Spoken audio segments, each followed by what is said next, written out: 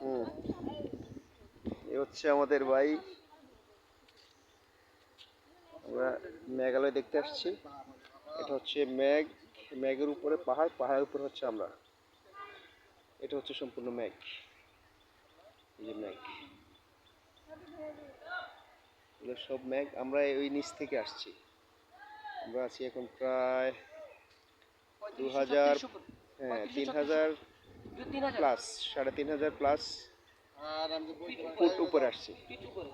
হ্যাঁ, প্রায় 3500 থেকে 3600 ফিট উপরে আছি আমরা। এটা হলো মেঘালয়। এগুলো মেঘ, মেঘের উপরে, অনেক উপরে আমরা।